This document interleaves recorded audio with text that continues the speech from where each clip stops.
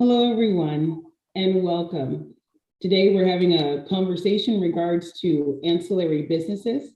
This is going to be the Cannabis Business Roundtable brought to you by the Cannabis Business Alliance.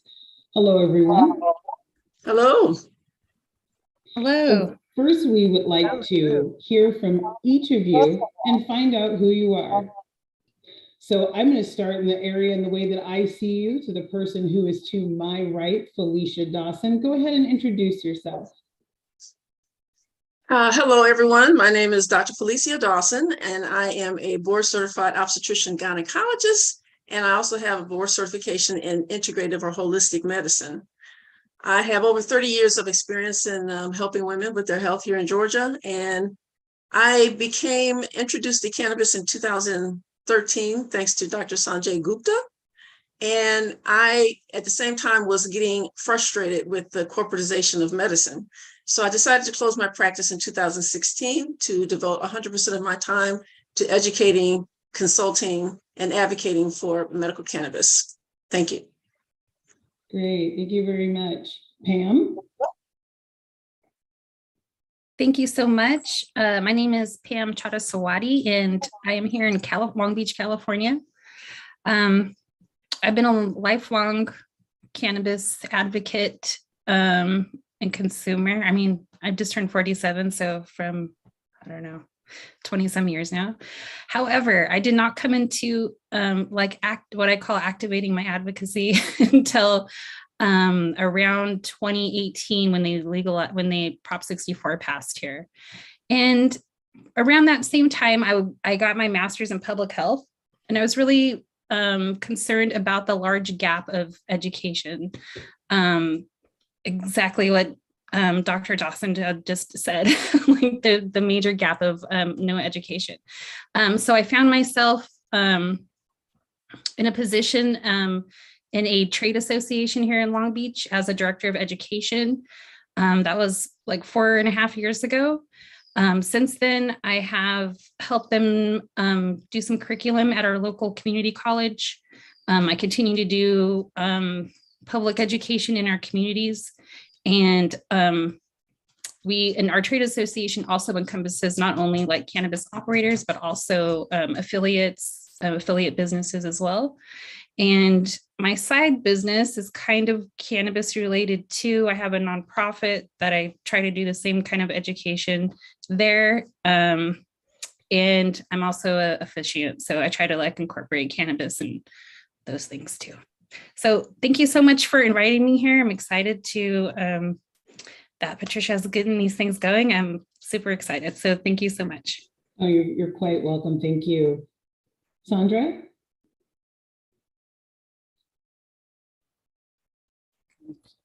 A second to get that camera off. Oh, there you go. Okay. There you go, I see you. Hi, welcome. Thank you for having me. I'll be brief. I'm Sandra Senior, the founder of Irie Salon and Spa and the formulator of Sisters Roots and Herbs.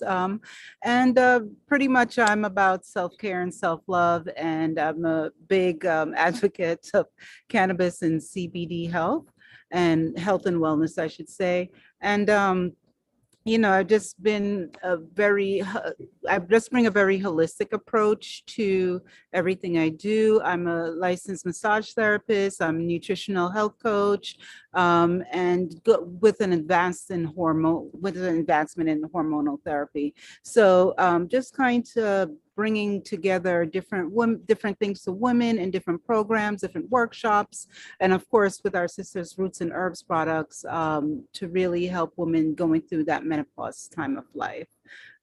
So nice to meet everyone here. Pleasure to meet you. Thank you so much. And I'm from the New York, New Jersey area. Right now I'm in Connecticut, so I might be in and out. So just to let you know. No problem. I'm in trouble today. Uh-oh. And Nikki, you're up next. Hi guys, Nikki Lawley here. I'm in Buffalo, New York. My story in coming into cannabis is a little bit unique. I became a patient after being a pediatric nurse for many years. A child didn't want a vaccine and headbutted me, and I had a significant whiplash injury. And I was at my last line of hope, and cannabis literally saved my life. And I have been on a mission to help remove the stigma and educate the masses about cannabis as medicine and validating it saved my life. And I've become a passionate voice for those who don't have a voice and for those that need this plant the most. Thank you for having me. Certainly. Thanks, Nikki. And we have, last but definitely not least, Anne. Go ahead and introduce yourself. Hey, everyone. Thank you for having me. I just want to say congratulations to Patricia and Ruth. I know that this has been a long time in the making, so kudos on the CBA. Congratulations. And thank you. Pleasure to be and meet with you all. Anne Brum here, currently in New Bedford, Massachusetts. Grew up just south of Boston. Have launched a company known as Joint Venture Co. in 2018. We focus on brand marketing, experiential, really building community around a product, service, or initiative in many ways. And my story with coming to plant medicine originates with my heritage family that's from the islands of the Azores. And they used a lot of folk medicine and food and herbs to take care of themselves. When you're on a little island in the middle of the Atlantic Ocean, you do what you can with what you got around you. So that's my culture and what I grew up with. And after my father passed away in 2002, I found cannabis to be my preferred method of self-care and healing. And it led me on other journeys of understanding spiritual care, what sustainable self-care looks like, and really helping shape the story and narrative around what it means to be well and feel good here in the Boston area. My experience has floated from legal as a court stenographer to medical as a hospice volunteer, and then formally as a hospice employee, developing the volunteer program and doing program management there. And then was led into cannabis in 2015, working with a vertical operator here in Massachusetts in their retail and really facilitating lots of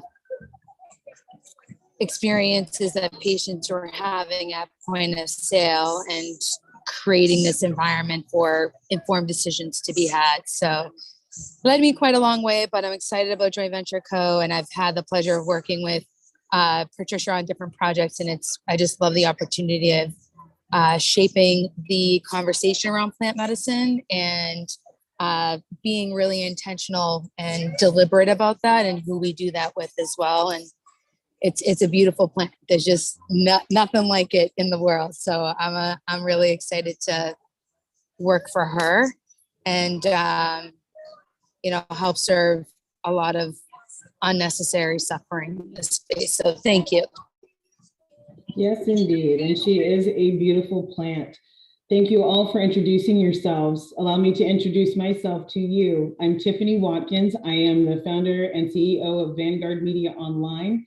It is a magazine and a platform and a movement for women in the cannabis space. We champion all women, and we make sure that voices are heard and that everyone's accomplishments are brought to the forefront.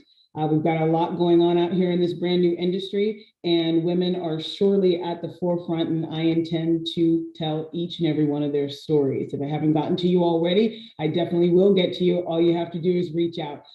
All right. This is going to be a great conversation today because we're going to be talking again about ancillary businesses. So with the onset of all these new businesses brought about by the legalization state to state of cannabis, there's been a lot of supportive businesses that go along with that. So we have our licensed plant touching businesses, our product-based businesses, but let's talk about service-based businesses that support the cannabis industry. It's a special animal. And although we don't touch plants, we still have to abide by much of the same rules as those who do. That's one. And we can sometimes have some of the same setbacks. That's two. So I think my first question is, what is it that each of you see as the biggest hurdles that you've encountered with those that you've worked with, that you've consulted with, or that you've partnered with? Pam, let's start with you. Biggest hurdles for ancillary is, I feel like, not having the connection with those operators that need them, and then the operators not knowing that they're kind of out there. Like a lot of times, like the events, especially here in California, are really based on B2B, but B2B where it's like in the supply chain and not necessarily, I mean, everybody's invited, but like not necessarily focused on ancillary businesses, which I always think, like, coming from an organization that includes everybody, we like to highlight our ancillary members because it's important. Like without our HR and our marketing and secure, like every little facet there is, we can't move forward as a legal industry, I feel like, because it'll, like, the ancillary, like, really, completes the whole process. Exactly. No, I 100% agree with that. Very good. And I do see that at different industry events. You see a lot of what I kind of refer to as preaching to the choir. And so it's really interesting to know that there's a sector of folks that are not being either marketed to, spoken to, or made aware of that you need to be here too. We often rely upon your services, so why aren't you here? Sandra, what are your thoughts on this? Okay. Sorry, something was going overhead. No, I'm that's okay. trying to, well, there's so many different struggles. My biggest one, and I don't know if it's just a personal thing, is getting my peer group to listen. That's that it's not just woo-woo. It's not black magic. It's not, it's something that can really help you. It's just an alternative. And it's just that I can try to continue that conversation of, here's something that could be an alternative to what you're already doing, or in addition to what you're already doing. So it's just the educating part and the informing part that I feel for my peer group, which is, women of the Generation X and baby boomers that are not willing to listen. So going from what approach, either from a bigger corporate, corporation, or maybe one-on-one, it's always, or something in between to get over that hurdle, that struggle. So because you want to reach out, you want to help, you want to inform, but it's that to me, that's my biggest struggle. I'm not sure if anyone is having that here. No, that's what, it's 100% valid. That is a huge struggle that much of us, and that's ancillary. And also, if you're actual plant touching, is education in this space, which we will talk about in just a second. Dr. Dawson, what are your thoughts? What are you thinking in regards to hurdles that ancillary businesses and those who operate in that arena come across? Well, I would have to say that I've begun collaborating with a Jamaican herbalist named Oski Chevanier, a fourth generation, I think he is, a Jamaican herbalist, and a registered nurse, Marilyn Pierce. We've come together with an entity called Plants for Life, and it's an educational platform. And we live in Georgia, which on the books, allegedly, we are a medical cannabis state. However, it's 7 years ago that the law was initially passed, and we still don't have any product here in the state. Due to corruption, and I don't know what else is the problem, but we still don't have a way for our citizens to get the product, and follow the law. It's like people are still using cannabis, as they've never stopped using it despite prohibition, but they're, being criminalized, having to meet people in Walmart parking lots and things like that. So that's one issue, the prohibition of my state, and the fear and stigma. To echo a little bit of what Sandra is saying, when I first got into cannabis, my goal was to try to educate people who have not thought of cannabis as an option, because it can replace probably up to 5 pharmaceuticals for the average person, which is very important, especially for our seniors. Also, I want to educate my fellow physicians. And I know when I first told them I was closing my practice and I'm going to talk about cannabis, they said, "You're going to do what?" And they said, "Didn't we have enough trouble with crack cocaine? Why are you trying to talk about cannabis?" So fear, stigma, reefer madness, all those things are issues. That's what I'm seeing. Yeah, no, agreed. It really is that war on drugs and all the things that came, the fallout thereof are certainly problematic. Anne, how about you? When you're consulting with companies, the ancillary businesses, what are these hurdles you're seeing? Oh, well, let me count the beautiful ways. Decision makers being educated on the process. They always like to see the end result, but there's a whole back end production process. So that can be a little challenging with not necessarily hand holding, but having the time to inform and educate and talk about the lead up time to produce these assets or produce a campaign. And to do so strategically, understanding what the end goal of it is and guiding them on this decision-making process and the funding that goes into it and the ROI that they're going to get based on the goals that they're looking to achieve. I also feel like there's a lack of maturation in business acumen in the space. I don't want to call it corporate, but a sense of courtesy and being responsive, and whether it's a yes or a no, that there's that sort of courtesy. And then just flushing out the right partners and vendors and team members, even subcontractors. That whole process can be a lot for different deliverables that we're offering our clients, and getting the right ones lined up for that particular campaign or project can be challenging in this space. So having a good community that we can link up with that are creative and can deliver on these deliverables. So lots of challenges. That is a wealth of them. And we're going to unpack a few of those that you mentioned. Nikki, how about you? So one of the challenges is, for my situation, has been monetization, but not just monetization like making money, but actually being taken seriously, having an invisible illness and having a brain injury.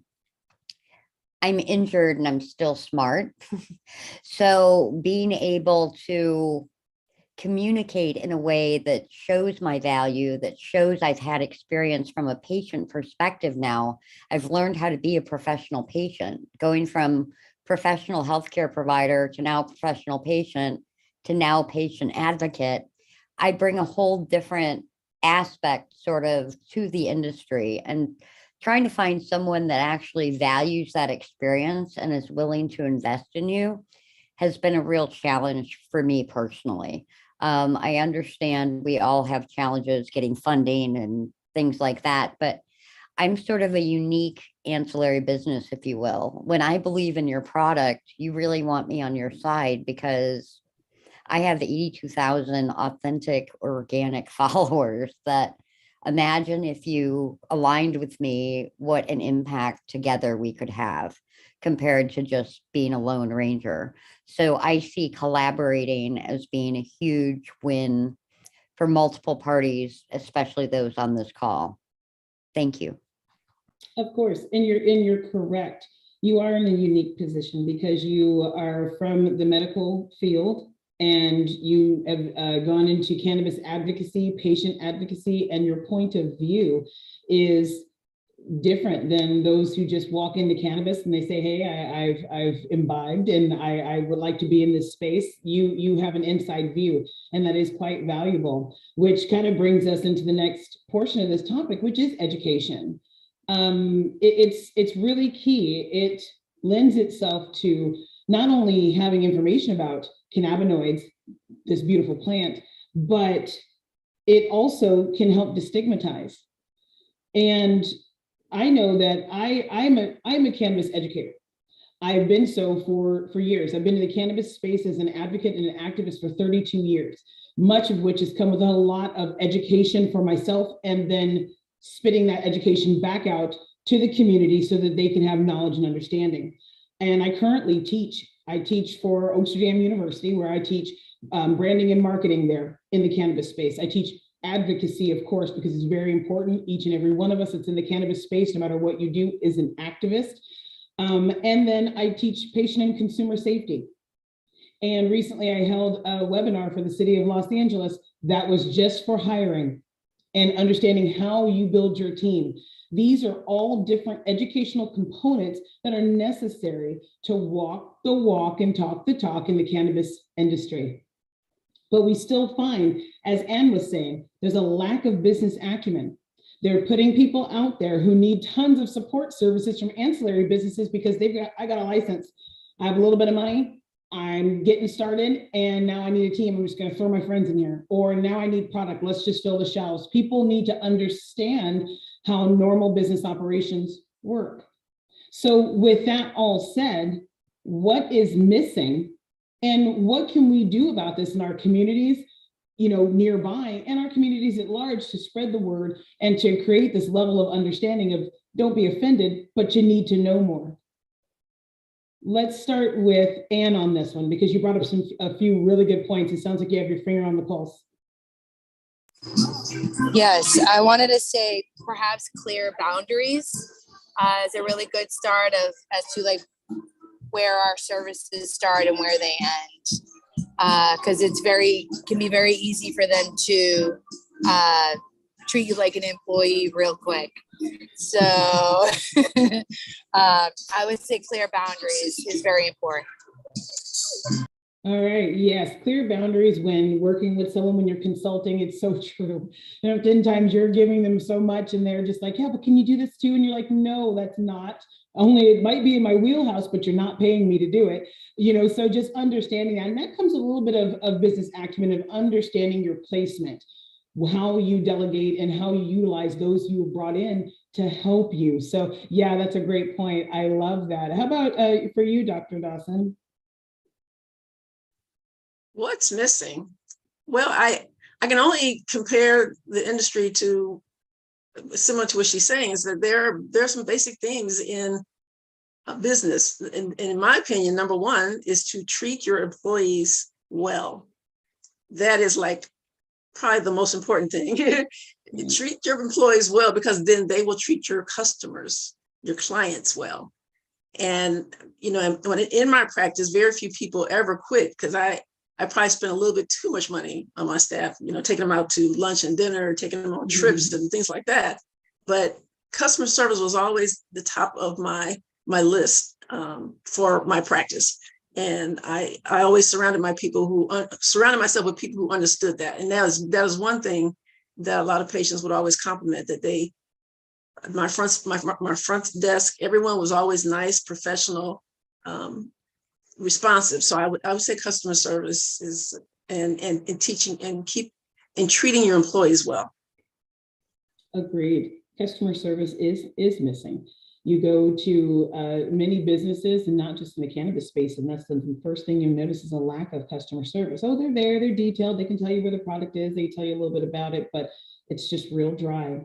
And there was a time period where customer service, we led with customer service, and it built your clientele. It even could help you create your niche. So yeah, I really do see that as something that is a little bit gone by the wayside, especially in the cannabis space as it builds and grows. So we definitely need to do something more there. That's definitely missing.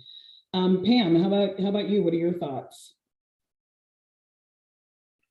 I would say what's missing, definitely, I agree with Ann and Dr. Dawson about You know, I feel like the industry now, like we do have people that have come from the corporate world into cannabis. But then we have this bunch of people that have come from the underground to above ground.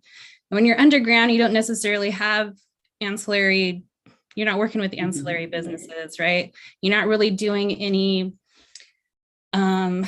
you know, you're not following any employee rules, like to really take care of your employees. Like a lot of that, I mean, there were some groups that definitely did and they still do, but a lot of that was missing there. And I feel like that is what's missing too. It's like that connection of, I guess it's just what she was talking about, courtesy all the way around, right? With your employees and how you train your employees. You don't just kind of throw them to the wolves, as they say.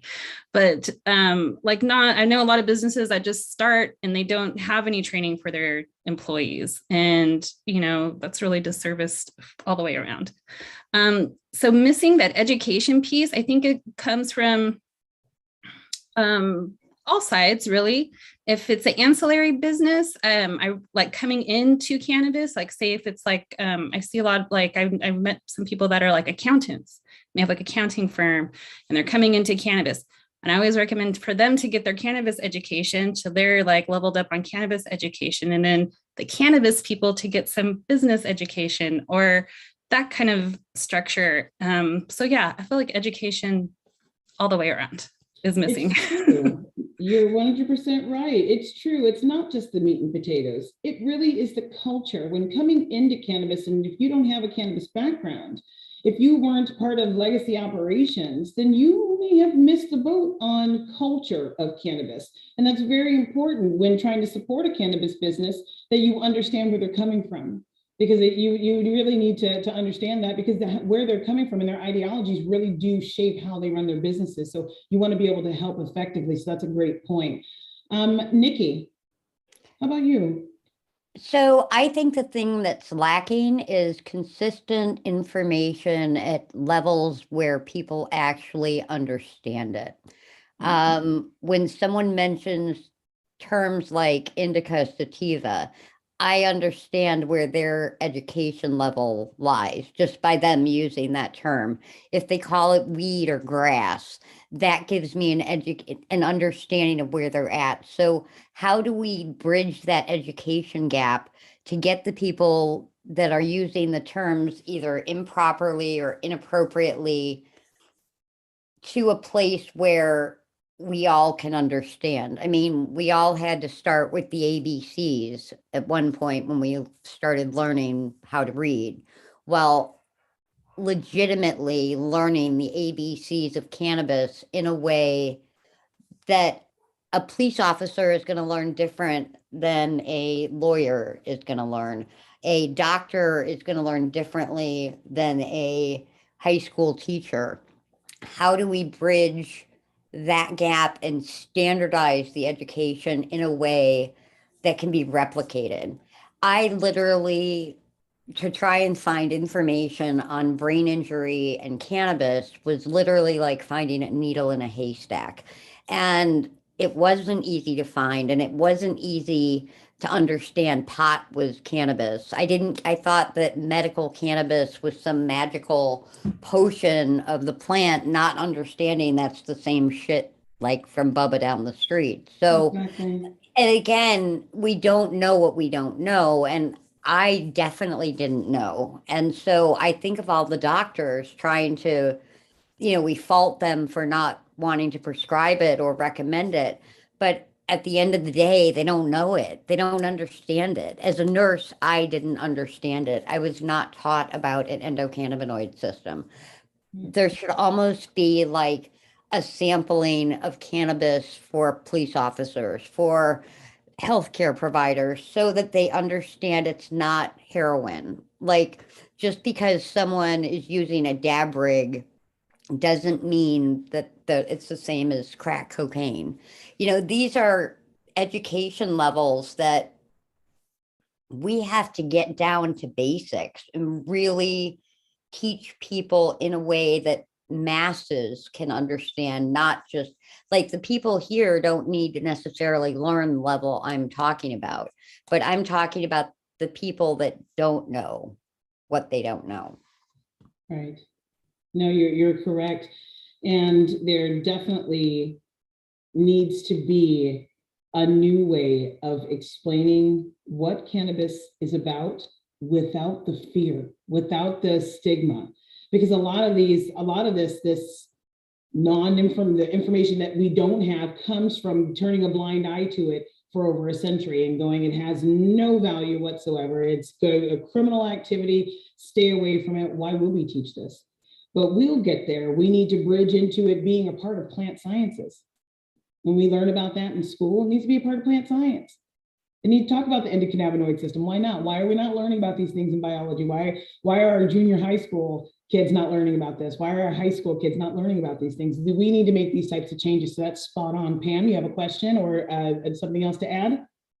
I did. I wanted to add to Nikki's thing about, education, like for people that kind of resist, right? When you like that kind of audience, I'm trying to say. Mm-hmm. So in my experience, the first year that I worked with the organization I work with, was my duty to go build like a whole public campaign and do some presentation at neighborhood associations and, try to get into some like our business district meetings and present to them and just let them know, because we had regulations. So just let them know about what cannabis is and like what the regulations look like. And I would very much encourage, we really had a good response, I would say, over the last few years. I would say that, the first couple times we went to a few neighborhood associations, they were difficult because Long Beach is very much affected by the war on drugs. I grew up around here, Southern California, watched my friends get arrested, go to jail, almost went to jail myself a few times. Understanding the impact of your community and starting really local with your community is a good place to start. And really going to your like local groups and asking them if you could come and present.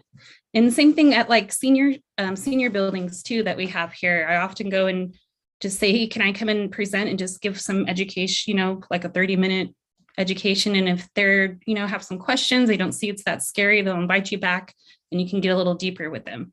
But there's definitely some questions out there that, the misinformation, and I always tell our cannabis people this too, like, we still have a lot of people that need to be destigmatized and they need this information. We got to step out of the cannabis bubble and talk to our community that where we live or where we work. I just wanted to add that. Yeah. No, I that's a great addition. Thank you for that, because it's very true. We have to find a way to get this conversation facing outward. So before we move into that stigmatization piece, Sandra, I'd like to get your thoughts as well. I was just going to say, I put my hand up. I totally agree with Pam and Nikki. And, it's information, it's education. The more, there's never too much, right? So part of that, what I would add to that is saying, because of the stigma, there's also this fear, right?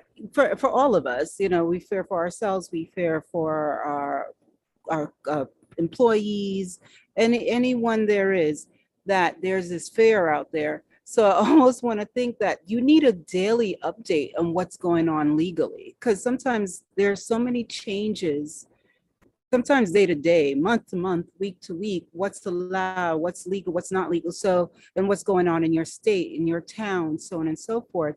So I think there almost needs to be a daily update, if that could be a change, so we know and we can inform others. Okay, what's going on today? Is this allowed? 2 ounce, 3 ounce, all these little changes that we might not know about, and we're worried about, engaging in any kind of activity or product. And we need that information as we go about our day, as just, we know it's okay today, but it wasn't yesterday, or will not be tomorrow. Indeed, yes, it's an ever-changing landscape. Cannabis is ever-changing. Dr. Dawson, your additions? Yes, I would like to add, in response to Sandra, and for all the people who may come afterwards and watch this YouTube, I am part of a quote-unquote cannabis news team called the State of Cannabis on Clubhouse every weekday, 9 a.m. Pacific time. And I, tend to present on Mondays, but that is a spot where you can get breaking news on cannabis and stay up to date on what's happening in the industry. Go ahead and repeat that again, just so we make sure we have that soundbite. The name of the room on Clubhouse is called the State of Cannabis News Hour, and we present breaking news Monday through Friday, 9 a.m. Pacific Coast time, or whatever that Pacific Standard Time. Awesome. Yeah, that's something to definitely tune into. We need to have someone dedicated to giving these types of updates, because you could spend all day reading from state to state what's going on. And I should ask, is that a nationwide? Do you have folks that are giving kind of nationwide things that are going on in different states? Yes, we report on not only United States, we could report on global cannabis news as well. That is wonderful. Well, kudos. I will definitely tune into that. I'm not on Clubhouse much, but I definitely will. So I'm getting a note here that we're losing Anne, a little bit of a technical difficulty. Hopefully she'll be able to pop back on with us, but let's keep pushing forward. And let's dive a little bit deeper into the stigmatization, because, as ancillary operators of businesses, even if we have multiple businesses, some might be plant touching, I find that people are willing to come to a person who is not working in the plant touching space to ask questions. They feel maybe less intimidated. Maybe they feel like, oh, I could go into a dispensary, or, oh, my friend's a farmer, maybe I could ask, but they'll find someone else who's they feel like we have the information. We feel like we have this knowledge that can enlighten them. So, when we're having these conversations, of which I know I often do, I like to figure out how do we meet people where they are? Like what Nikki was saying, meet people where they are and give them the education that they need to make an informed decision on whether cannabis is for them or not. I have, for years under my brand Lady Canna, have held kind of town hall discussions. And I love this type of discussion because I invite folks who don't agree with cannabis. That's the whole key, is to give an opportunity for everyone to speak, because that is where the knowledge goes back and forth. And the only guideline I have is that we're not going to argue about this today. This is just information exchange. We're not going to argue, but I want to hear it. If you're in opposition, I expect you to stand up and say, I don't think so. This shouldn't be in my neighborhood, and this is why. And what that uncovers is a lot of those fears that was spoken about, that Sandra mentioned. There's a lot of fear in there, and that fear has been pushed down to us. So how do we start these conversations? Now, for me, I've had the big audience stand over them and talk type of situation, but sometimes that's always effective. And sometimes I have to have one-on-ones with folks, and I don't mind that. I love it, actually. But that's how I start conversations. How are you all, in your perspective areas and zones, starting these conversations that remove fear? And let's go ahead and start with Nikki on this one. Oh, I have the answer for this one. Ooh, I love it. I literally, anywhere I go, everyone gets my business card. Why? Because they literally need to know what I know, not in a cocky way, in a way that I'm a cannabis user. I'm not a stoner. I don't get high. I get medicated. Just because I use cannabis doesn't make me a bad person. And these are stigmas that are so critical to have. And the universe has done this amazing job with me and puts me in these very weird spots, exactly kind of what you mentioned, like some of the naysayers. Like, I'm actually targeting the conservative Republican woman that believes cannabis is a drug. That's who I want to appeal to. Those are the minds I'm trying to change. I'm trying to change them because they control so much of this negative narrative that's going on. And again, this isn't picking on a political party or trying to be in any way, shape, or form contributing to that stigma. But I truly believe that having those uncomfortable conversations in the doctor's office, like my doctor, I mean, this is a true story, you guys. I'm on an antidepressant. So every 3 months I go to my psychiatrist and they write the prescription. Today, I vaped in her office and I explained to her how I didn't need my Adderall anymore because cannabis has just, it does enough for me that I don't really need it anymore. And she's like, are you sure? I've never heard anyone saying they don't want their Adderall. And I said, I'm really, really sure. It just keeps me up at night. I mean, I had it for a binky for the last 6 months, but I have like, 90 plus pills. I think I'm good. I got enough binky supply now. But for like if you're going to a speaking engagement or something like that, that you feel that you need to be extra crisp, that was what I mean by a binky situation. But I had the conversation and I gave her one of the flash melts that someone had gifted me from California that I recently had all my teeth removed about 10 days now. And I used this flash melt technology that I just laid on my gums and it reduced the inflammation. I wasn't on opiates. I didn't use anything to control my pain other than these flash melts.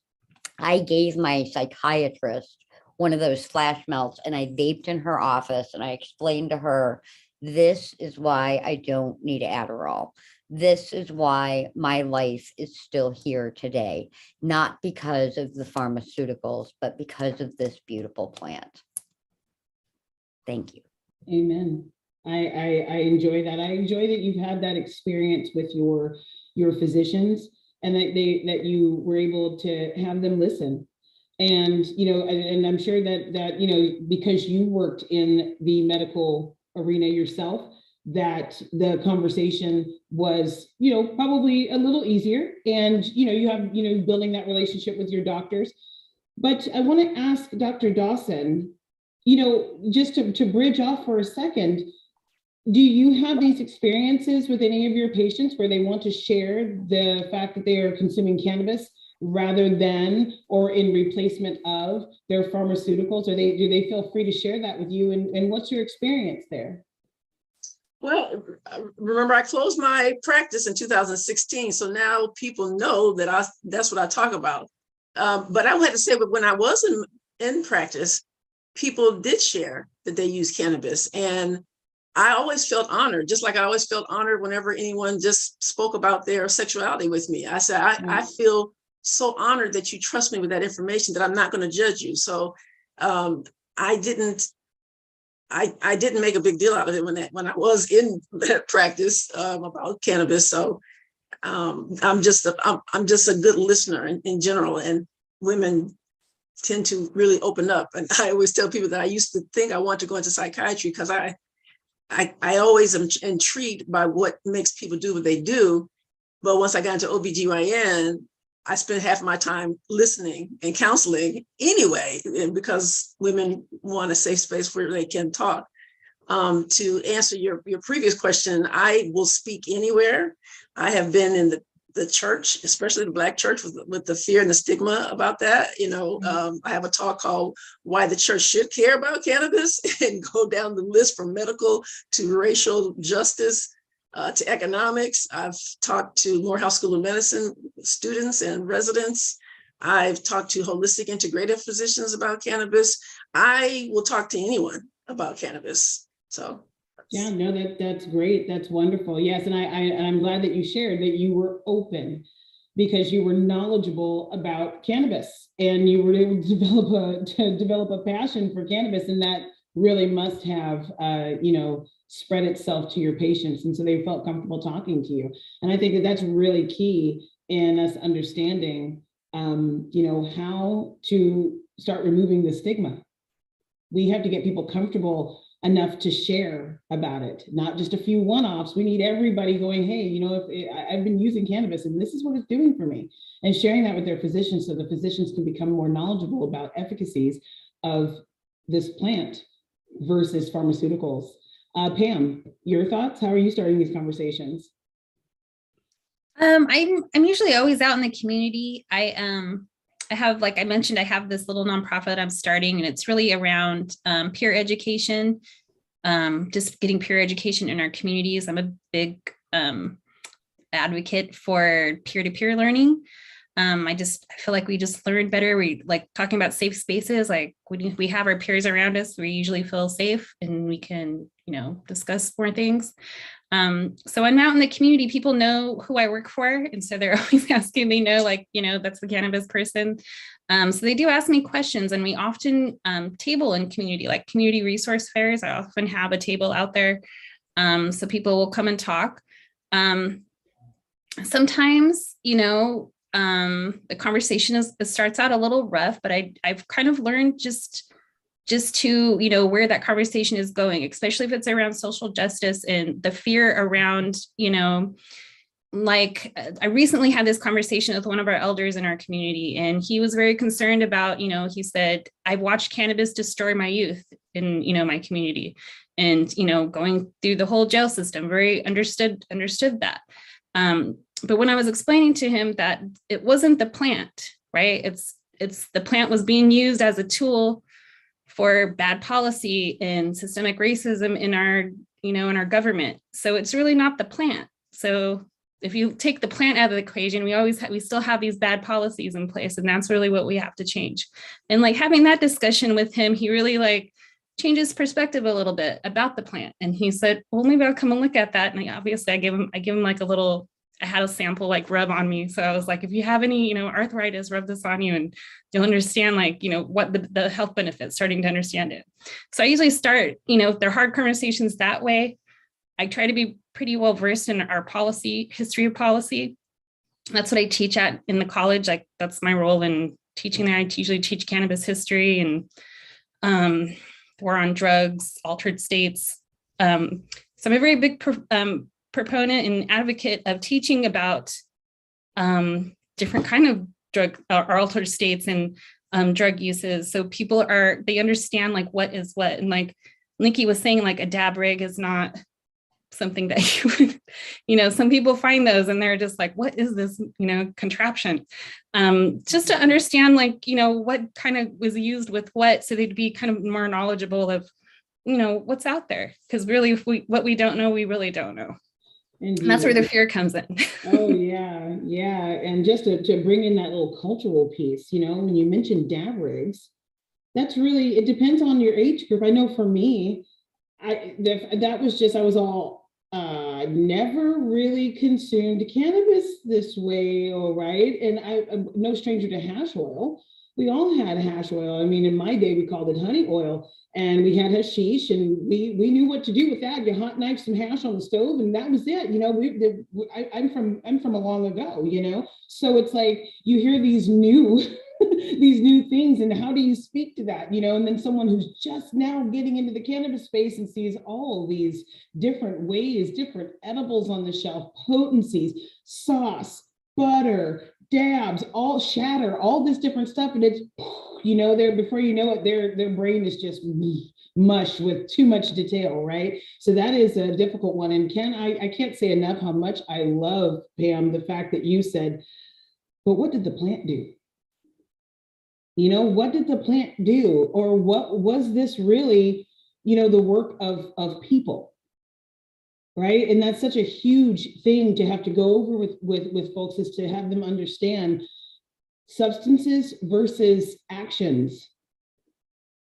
And that changes everything. That is the war on drugs was a pitiful action done by humans, and the plant just got caught up in the mix. Sandra, your thoughts here? Yeah, I'm loving everything you're saying, Pam. When you discussed about what does the plant do, I think that's going to be our new slogan. What does the plant do, right? I try to also, in speaking and have the conversation, saying, okay, well, how do you feel about mushrooms? How do you feel about oregano? Because tell me what's the difference, because it's all a plant. If you believe in that, or you've used it before, or even heard of it, what oregano can do for you, or if you've taken mushrooms or eaten mushrooms or whatever that you've done, if you can understand that concept, you can kind of turn it a little, okay, so cannabis is somewhat the same, or well, let's discuss it even further. So at least it's an opener, I think, for that conversation.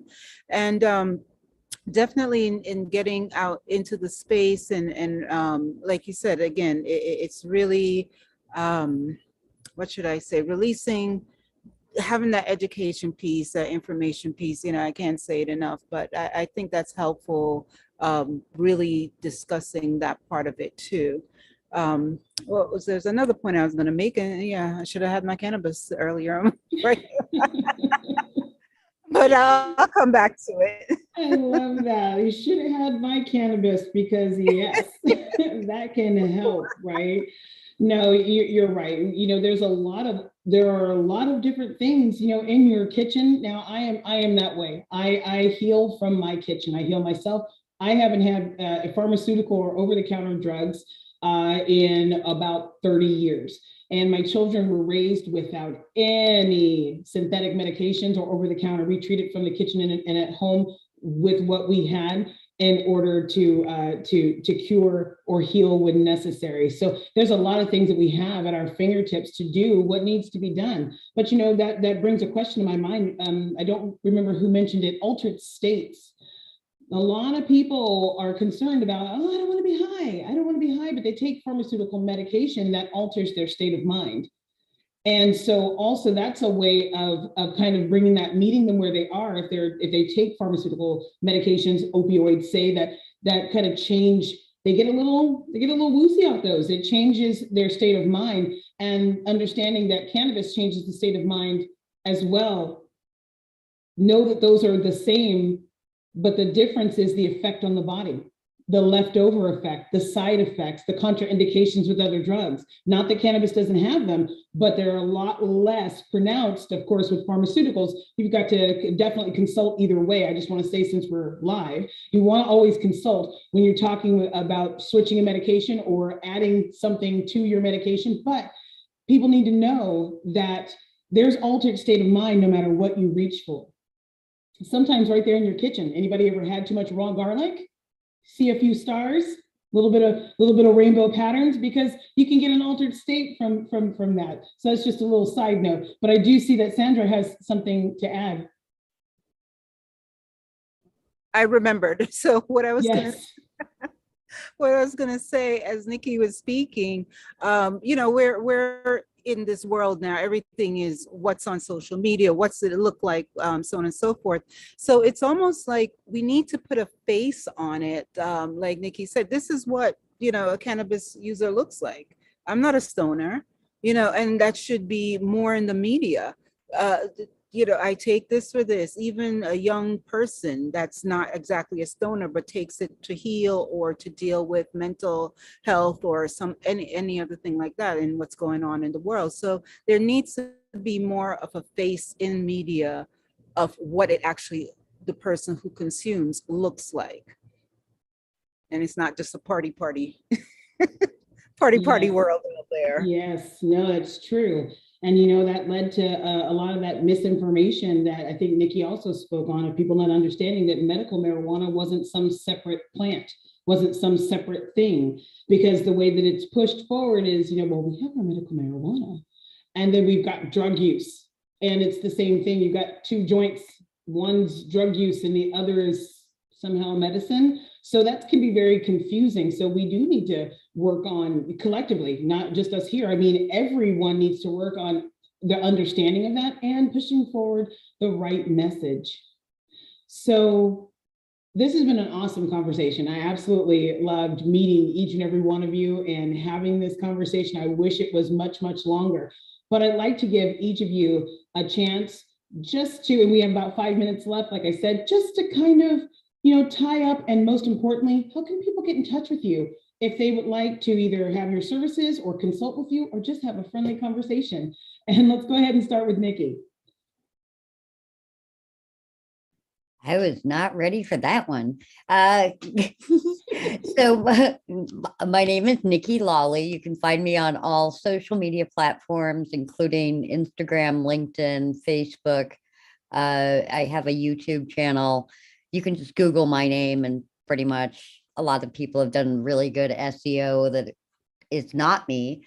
So you'll find me in quite a few places, but I really appreciate being included in this conversation, because being the patient voice, yet coming from healthcare to now being the advocate, it's been such a journey, and it's been such an honor to be able to share it with you guys, and hopefully others will come out of the cannabis closet and see how cannabis can connect their dots as well. Thank you. Thank you, Nikki. Pam? Thank you so much. This is so awesome. I am so excited that the CBA is launching and like getting out there. I've been talking, I feel like Patricia was like one of the first people I spoke to like 5-6 years ago when I first thought I was going to maybe teach in cannabis. And we connected and we're like, we're going to be talking the next couple of years, and we just have. And I'm so glad that we just kept in contact, and watching this grow is just awesome. I'm on the West Coast. You can find me on Twitter. I'll put it in the chat, Twitter at CannabisMPH. I have my nonprofit, Long Beach PEC. I'll put that in the Instagram link. And I also work for the Long Beach Collective Association. We do a lot of policy and advocacy in the city and on the state level. So you can find me at those places. So again, it was really awesome to meet every one of you, and super honored to be here. So thank you so much. Awesome. Thank you. Sandra? Hi, so sorry. So yeah, so Irie Salon and Spa, Irie Salon and Spa, that's my branding, and also my line of my CBD wellness products is Sisters Roots and Herbs, and you can find both on Instagram and on Facebook for now. And I do workshops virtually. I'm going to be, as we open up more and get out there more in the public, do more in person. I'm sharing my time between New Jersey and North Carolina, so hopefully I will meet one of you or all of you someday in one of those spaces, and definitely getting more and more into retreats locally and the international by 2023, discussing the use of cannabis with women's health and menopause, and having fun at the same time, because why not? Excellent. Thank you. And Dr. Dawson? First of all, I want to say thank you, Patricia. Thank you, Tiffany, for having me. It's been an honor hanging out with all you wonderful women. The two places you can find me, well, actually three. One would be my website, drfelicia.com. Spell out the word doctor, DOCTORFELECIA. Also Plants for Life, and life is spelled with a Y. Plants for Life, the educational platform that we're starting up, and we're also in the process of putting together a book dealing with the most common diseases in America and how to treat them holistically with plants and cannabis.